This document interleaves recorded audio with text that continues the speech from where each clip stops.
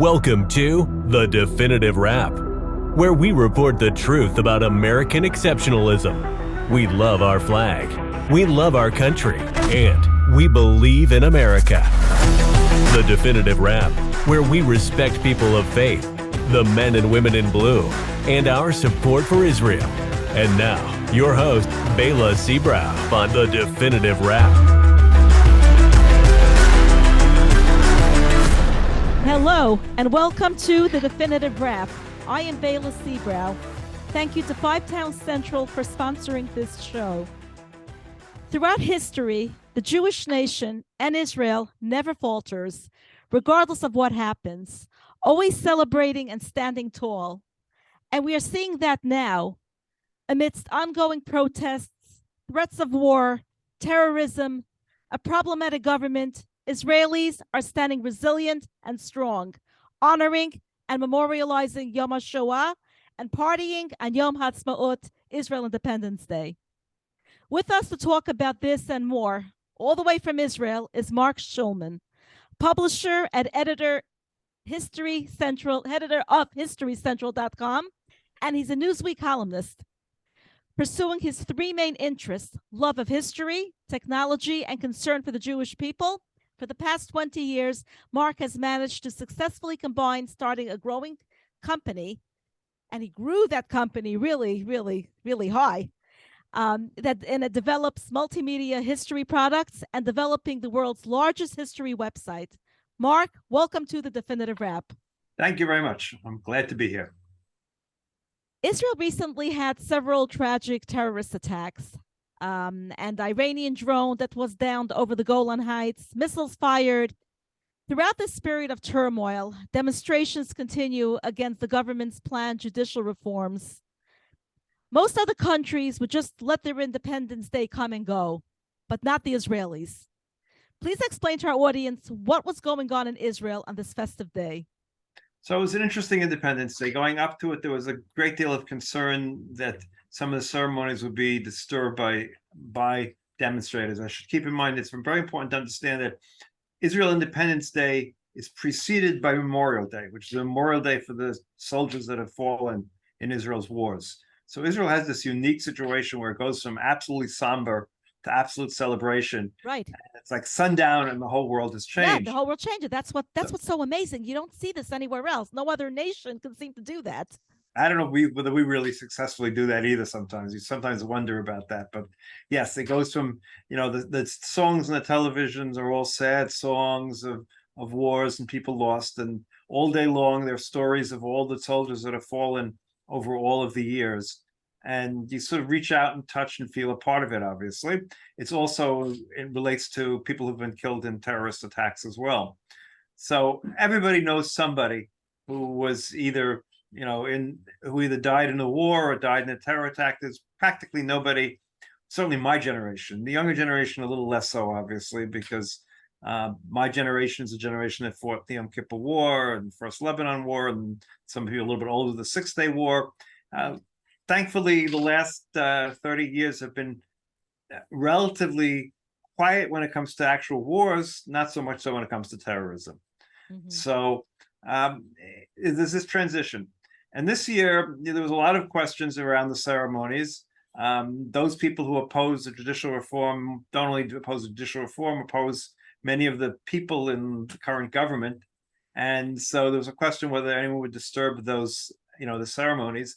That did not happen. But instead, there was this wonderful alternative Yom HaAtzmaut celebration on Kaplan Street, which is a main thoroughfare here in Tel Aviv. And it's been the location for 15 of the last 16 weeks, the first week it started somewhere else, of the demonstrations against the government. So instead of a demonstration, I would say 50 to 60,000 people at least came out on the streets and listened to bands play and music and celebrated Yom HaAtzmaut amongst all of the other people who had been demonstrating for the last 2-3 months at this point. So it was a unique experience in that sense. And so that was the night. During the day, everybody in Israel just makes a barbecue. It's the most, really, just like everybody, just like in the U.S., July 4th. Right, exactly like July 4th, whether it's in a park or whether it's on their porches, wherever it is, everybody does makes a barbecue in honor of Yom Ha'atzmaut during the day. Right. So are schools closed? Schools are closed. It's a complete holiday. It's a complete holiday. Right. Schools are open on Memorial Day. Right. On Memorial Day, Right. soldiers go back to the schools they went to. In other words, soldiers, not all soldiers are off. Obviously, some soldiers have to be guarding the border or in other places, but a lot of soldiers are given off for the 2 days of Memorial Day and Independence Day. And soldiers go back to the schools that they graduated from to participate in the ceremonies. Every single school has a ceremony honoring those who died, and often honoring those from the school who died over the years. I should also mention the night before, in other words, Erev, the evening before, everything is closed. There's not a restaurant open, there's not a store open. The streets are completely empty, except for the people going to various Memorial Day services and functions, other things. Sure. So it's something America could really learn, in my opinion. That's why I started off saying no other country can do that. Can go from being sad to celebrating in such a festive but also the way. civic part. In other words, Memorial Day in America, unfortunately, has become a shopping day. Memorial Day weekend, exactly shopping, right. beginning of summer, etc. And that's Americans owe to the American soldiers who died in so many different wars a recognition that they don't often give them, and that's a negative of one of the negatives in the United States today is not recognizing the sacrifices people do make. Right, and actually, in the U.S. we have barbecues going on Memorial Day and parties celebrating Memorial Day. Really, no different than July 4th. Right, and sales. Don't forget Memorial Day sales, very important part. Yeah. So, Marc, Israel's Channel 13 broadcasted a shocking poll for the new government. Please tell us what the polls indicated. The polls indicated that Prime Minister Netanyahu has lost a tremendous amount of support. And if elections were held today, not only would he not be elected, but the opposition would easily form a new government. It's not surprising. I mean, it's not surprising on multiple levels. Okay. First of all, the whole judicial reform turned out to be extremely unpopular, let's put it that way. Right. And even amongst those who supported, the sense is the government really did a terrible job of doing it, in which they absolutely did. And so the government lost a tremendous amount of support. People didn't vote for the government for the purposes of judicial reform.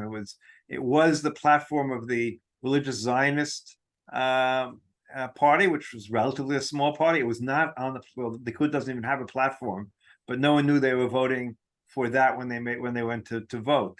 And so the government has lost tremendous support. Netanyahu has lost tremendous support. There is a sense that Netanyahu, the time has come. I mean, I've spoken to many Likud people, and they basically said, I supported him, I love him, but the time has come. There's something about politicians all over the world. They don't know how to hang up the boots, so to speak, Right. And Netanyahu has been a prime minister for the longest running prime minister in Israel's history. And whether you think he was a good prime minister or a bad prime minister, most people would agree it's healthy to change prime ministers and for someone else to take over. And I think people are beginning to realize that. And you have to combine some of the strange things that happened in the first months of his, besides the protests themselves. You had him flying off to Italy and flying off to Great Britain with his wife and an entourage, and for 3-4 day weekends in these places. And people sort of say, wait a second, what the heck's going on here? The country's falling apart, or at least seems to on some levels, and you're going off to he had a 20-minute meeting with the Italian prime minister and maybe a 30-minute meeting with the British prime minister, and for that he went for a long weekend. So people were sort of saying, this really doesn't make any sense. And I think that's really the sense that and then there's the other part of it, which is the fact that it became clear once, it should have been clear beforehand, but became clear once the government was founded and coalition agreements were all signed, that Netanyahu was giving up a tremendous amount, at least on paper, to the ultra-Orthodox parties. And there's a tremendous pushback amongst secular Israelis, even right-wing secular Israelis, on these issues. Not even secular, because there are people who are consider themselves observant, but certainly not ultra-Orthodox. And there's resentment about the fact that they don't go into the army, which is a major issue. There is a feeling they refuse to teach basic, what they call in Israel, limudei liba, which is basic math, science, English things that you need in order to succeed in the job market, which the ultra-Orthodox schools refuse to teach. And so there's a sense that, wait a second, are we going to support these people forever? They're a growing population. They're not willing to teach their children basic skills that will help them promote, be part of the economy. They won't send their kids to the army. So, what is this and how can we do this? And so there's that resentment as well. So that's a good reason, good part of the reason why Netanyahu's parties are not popular at the moment. And if elections were held, they would clearly lose at this moment. What would happen when elections are actually held? You never know. But based on polls, that's where it stands. Right. Marc, what do you think the signing of an agreement between Israel and Poland that will allow the continuation of youth trips? Okay, for me, it's a complicated story because on two levels. So on one level, I'm a descendant of my grandparents. Both came from Poland. They moved to Germany in their youth and then moved to America in 1936 with my mother, young mother. But I've been back to Poland, to those places. I've also been involved with the Poles because I developed an app that's basically Jewish Poland, and it includes all the death camps and all cities and towns that had more than 500 Jews before the war. I've written a complete history of every one of those towns and Jewish histories, and a regular history of all those towns and villages, as well as cemeteries and other Jewish sites and regular sites. So I spent 3 years researching and writing this as an app. So this app is already active? It's on the App Store. You can find it on the iPhone and on the Android. It's a free app, and it's basically it's called Poland, the major towns and villages and Jewish history, or something to that effect. That's fascinating. You just look under Poland, it'll be like this first or second thing that'll appear on the App Store. So I've been deeply involved in the issue, right? And I understand both sides of the issue. And I should go further to say that my two granduncles survived the war, went back to their town called Frischdag after the war, and were murdered by the local Poles when they tried to take back their lumber mill. Right, so right. I really do understand this story from all sides, and I know Polish diplomats here in Israel. I wouldn't say I'm friends with them, but I'm certainly acquaintance with them and get along with them. And it's a complicated story. The Poles were both victims and perpetrators at the same time. We need to understand that they really were victims. I mean, Poland was invaded. It wasn't like they joined Nazi Germany. They were invaded, and they wouldn't have been invaded if England and France had acted differently, and certainly the Soviet Union. There's always been anti-Semitism in Poland. I was going to say that people who have actually been through the war, or even people who came to the States before the war, have talked about experiencing anti-Semitism on the way to Cheder, from no question. There was always the local Poles. Excuse me. Where am I sitting right now? I'm sitting right now in Israel. Why was Israel established? Let's go back to Herzlian Zionism. It was established because the Jews of Europe needed a place to go, because there was anti-Semitism. Whether it was the Polish, Russian anti-Semitism of that kind, or was the French high society anti-Semitism that was created, that Herzl saw and put Dreyfus in prison. I mean, so anti-Semitism was endemic to Europe throughout Jewish history. Yes. I mean, throughout Jewish history, we've been living with some version of anti-Semitism or another, all through the time. So clearly there was anti-Semitism in Poland. No ifs, ands, or buts. A lot of the Poles were anti-Semitic. But, and I give this as a but, there are more righteous Gentiles, in Yad Vashem who are Polish than anyone else. So more Poles risk their lives to save Jews than any other people as well. So it's two sides of a coin. We need to understand that. We need to understand that the Poles are sensitive, because no one wants to be called an anti-Semite, and no one wants to be called on this. It's politically incorrect. Right. Whether one is or not doesn't make a difference. You don't want to be called an anti-Semite. Right. Even let's say, for the sake of argument, that the current Poles are not particularly anti-Semitic. I don't know. I mean, I know I don't feel it. I've been to Poland twice. I work with Poles. I don't feel like they're anti-Semitic, but who knows? Maybe some of them are. I'm sure, we can say that about America too. I mean, there's a lot of anti-Semitism in America, but the average person you walk into, is he or she an anti-Semite? Most likely not, but he might be. Sure. But let's just say that their parents or grandparents were, right? So it's difficult. And look at Germany. We have these, Israel has this great relationship with Germany, but on the other hand, you start thinking about it, and you talk to someone, and let's say you spoke to someone my generation, and you got to say, well, what did their parents do during World War II, or what did their grandparents do? Yeah. And it's not going to be good. So I am overall in favor of coming to some sort of an agreement. I see no reason negative. Now, the issue of the trips to Poland is a whole other story, because on some levels we need to figure out what's the meaning, right, and how you show Poland and how you show the Holocaust. And understanding the Holocaust, there are two basic ways of understanding the Holocaust. I mean, there are many different shades, but on one level you have the understanding that, look what happened to the Jewish people. This happened to the Jews. It never happened to anyone else. We have to make sure it never ever again happens to the Jewish people. And it's also it educates youth about the atrocities, or else it's just going to be in the history books, and people could down the line as it is, people are questioning whether the Holocaust happened, unfortunately. Right, but the even more so if they can't see it. Right. Well, obviously you can't really. You can just see. Well, they need to. You know what? Human nature is such, unless it's tangible, you just don't believe it. Right, but of course, it's still not all we're seeing is wooden shacks, and we're not really seeing the Holocaust, unfortunately. I mean, fortunately, I guess. But I just want to make the other point. The other side of the question is, do we learn the lesson of the Holocaust? The Holocaust is a terrible thing that happened. It was a monstrous thing. We need to make sure it never happens to any other people on Earth. And I feel we've learned too much the first lesson, that it's a Jewish-only experience. And so when it happened to the Khmer Rouge, when it happened to Rwanda, when it happened in Syria, in our backyard, we, as the Jewish people, didn't feel a special need to do something special, because, another people were being killed in mass numbers because of their religious identity or their ethnic identity or something else. And we need to find that right balance, because it's not enough to say that it's a terrible thing that happened to Jewish people. Yes, there is anti-Semitism. There's always been anti-Semitism. That's why there's Israel. That's why we have an Air Force. That's why we defend ourselves. But on the other hand, that's why you're sitting where you're sitting, and I'm sitting in the U.S. Right. Well, that's a different story. We can talk about that separately.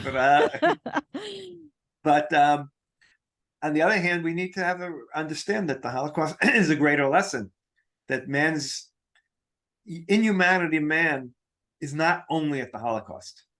And it's occurred at other times in history, and it's occurred in our lifetimes again.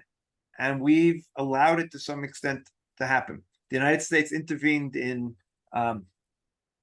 former Yugoslavia to some extent, because of the lessons of the Holocaust. And, just to bring back to American politics something which is hard to do, the refugee laws that creates all the problems on the American borders were all developed because of the Holocaust, and because no one was willing to take in the Jewish people. And so the world passed refugee laws that require countries to take in refugees and decide whether they're true refugees. And that's part of the American political problem with the southern border, is the fact that these people declare they're refugees. The United States has to follow international law, and that law is there as a lesson because of the Holocaust. So it makes things very complicated, and that makes anyone who has these black and white positions really needs to understand a little more history. Yeah. Marc, can you tell us what is the economic situation right now in Israel? Okay, so has the inflation lowered or increased?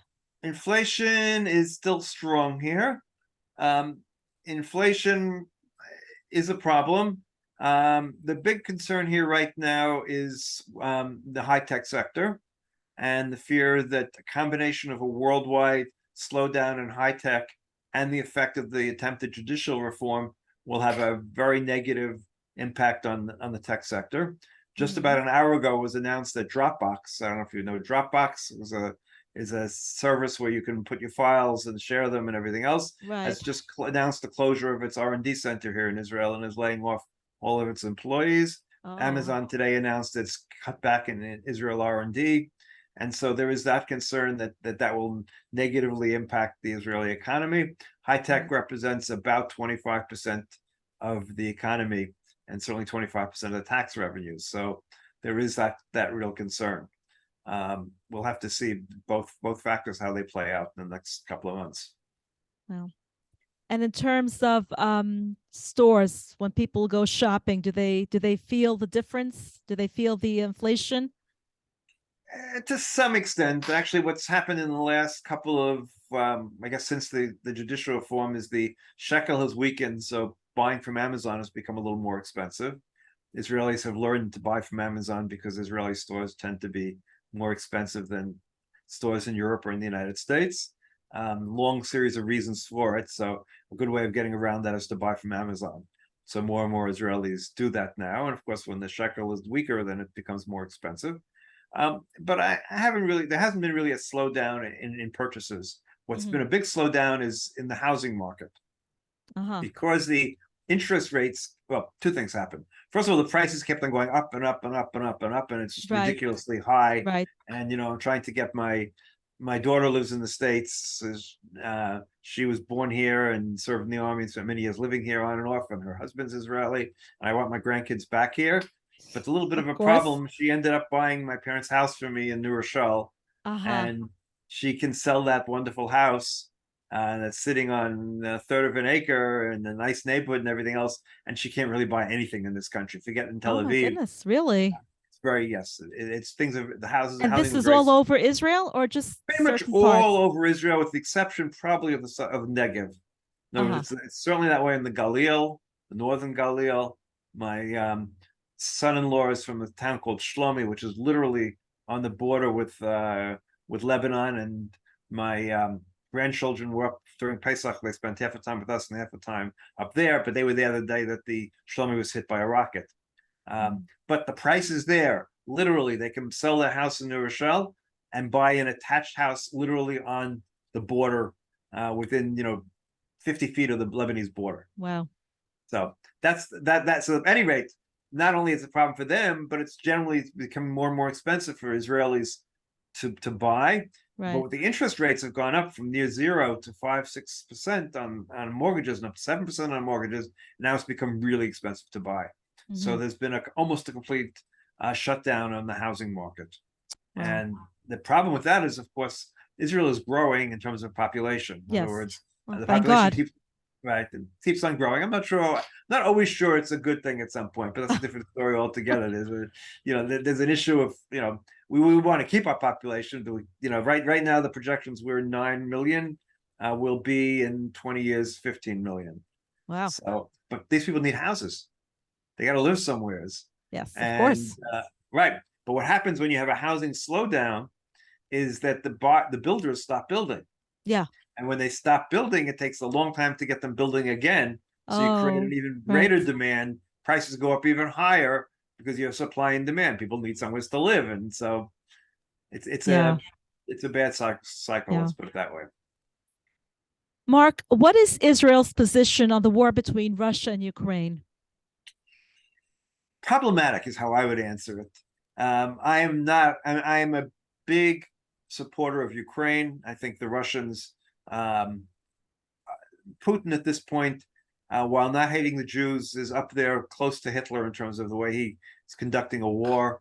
I've seen that propaganda actually used to appear on RT Russian television until close to the beginning of the war, and it was clear where they were going, and I refused to appear anymore, even though they paid very nicely. But we should be supporting the Ukrainians all out, in my opinion. I believe that they're the underdogs. They deserve our support. We could support them. The things that we could do that no one else in the world can do. Now, why did we take the position we took? I think two reasons. One, I understand. The second, I don't understand. In other words, the first reason is we're fear of the Russians in Syria, that the Russians were giving us a green light to do whatever we wanted vis-a-vis the Iranians. As far as I'm concerned, we could just destroy the Russians if they interfered with us in Syria. Or if the Ukrainian Air Force can take on the Russian Air Force, just think of where the Israeli Air Force stands vis-a-vis the Russian Air Force. and our ability to deal with the Russians. So that was I think a false reason not to do anything. The second reason is more complicated, and those are the Jews that have remained in Russia. And every single day, one or two El Al planes arrive in Israel. El Al still flies to Moscow, one of the few Western airlines. Why? Because it's bringing Russian Jews out, and they're coming to Israel. And so if we took the Ukrainian side, I would have to, publicly and in a serious way, I would have to assume that the Russians would cut that off and persecute the Jews in Russia. What moral responsibility we have to people who had many opportunities to leave, that becomes a whole other question, right? In other words, I'm looking at you, you're sitting in America, you could be here tomorrow, nothing's stopping you. So, I'm sure there's many things You're stopping absolutely you. right. There's nothing physically stopping you. Right. So my question would be, okay, God forbid something terrible happened to the Jews in America. How much responsibility do we as Israel have to come to your rescue if we can, when you have plenty of ability? Well, I'm telling you, come tomorrow. Right. You don't have to What am I doing sitting here? So if something happens, let the people here take care of it. So how much more so for the Russian Jews that, my childhood was full of, my youth, I should say, not my childhood, demonstrating and striking on behalf of Russian Jewry to get them out. I even visited Russia in 1975 to be part of that effort. And they should have all come here. So if they had stayed in Russia, how much are we responsible for them? Difficult question. It's a difficult moral question that interesting. It's an interesting perspective. I don't have a good answer. What? No, you've got an interesting perspective. Absolutely. I see what you're saying. Absolutely. Marc, you've been an Apple developer since 1983. Can you tell us what your company has done recently in the advancement of technology? In the advancement of technology, I don't know about the advancement of technology. The biggest project we did recently was the Polish app. It took up a fair amount of time. I got stuck there because what happened was we had done an earlier version of the app about 6 years ago, and I had gone to Poland. The Polish government actually paid for me to go to the main cities, Warsaw, Krakow, Lublin, Lodz, and Kielce, and the death camps. And I took my daughter along with me, who had just gotten out of the army at the time. And then we wrote the first version of the app. My son, who's been an app developer since he was 9 years old, did the development of that. And then we convinced that it's time to update and to add first-hand accounts, which we added video accounts, and to add additional cities and towns, because all we have is the 5. And that was where I made the major mistake. I added 50, and then I said, wait a second, what about this town? What about that town? And before long, I had spent 2 years, it was during COVID, so it was okay, adding 400 towns and villages. So it's really comprehensive. Nothing else like that exists with the Jewish and general history. So that was a major thing we did. We do a lot of contract work. We work for Northwell medical, I guess it's hospital system, Northwell in New York. Can you tell us a little bit about that? It's an educational app that's used to teach new interns and medical students the basis of medicine. We don't do the content. We just do the app itself. It's called Just-in-Time Medicine. And so we've done that. We've done for Louisville Medical School as well. And right now, the most interesting thing I'm currently working on is, many years ago, we started making CD-ROMs. And one of my early CD-ROMs was the biography of FDR. And then we had an app of FDR. And that was very old. Okay, I did it in 2012 or 13. I actually did the programming. And I'm not a great programmer. I'm just a mediocre programmer. My son is a really good programmer. I'm a mediocre programmer. But I did that. And at this point, it's off the App Store because it's so old. So I decided to redo it, which I'm in the midst of doing, in a new Apple programming language. But that's not the interesting part. The interesting part of what I'm working on is trying to integrate AI and ChatGPT so that you will be able to ask questions of FDR in the app. So you'll be able to ask FDR what he thinks about various aspects of the things he did.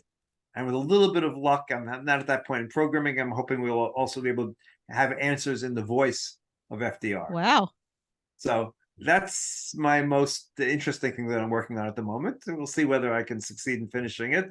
I had this vision. I've taught history on and off, and as you've seen, I do a lot of history apps that are okay. They're good, but they don't do what I really want to do. What I really want to do in terms of history is I want to find a way of being the equivalent of the holodeck of the Star Trek Enterprise.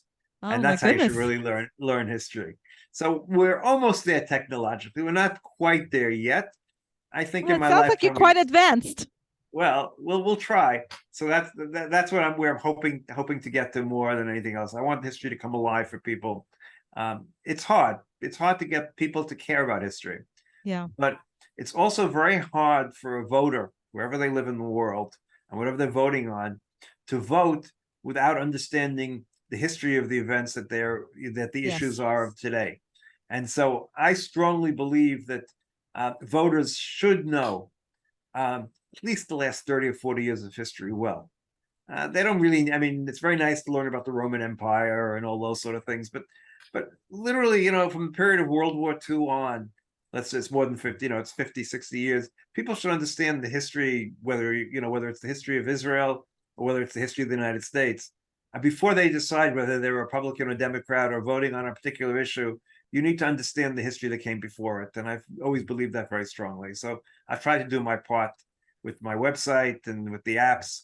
I don't know how successful that's been on that level, but I try. Well, you're doing amazing work. Thank you so much. Marc, thank you for joining us. One last thing, Sure. I have a newsletter called Tel Aviv Diary. Oh, okay. Let's hear about that. Okay, so it's a weekly newsletter. It goes out on Fridays. It's a Substack. So if you just look Tel Aviv the Substack under my name, Marc Schulman Substack, you'll get to Tel Aviv Diary. It's basically a summary of the major events that have taken place in Israel in the previous week, primarily from the perspective of a little bit from Tel Aviv. We usually include a restaurant review, which my daughter, who's a foodie and the foodie of the Tel Aviv scene, writes every week a different restaurant review. Sometimes it's a movie review of an Israeli restaurant, a little piece of history, but mostly the events that have taken place.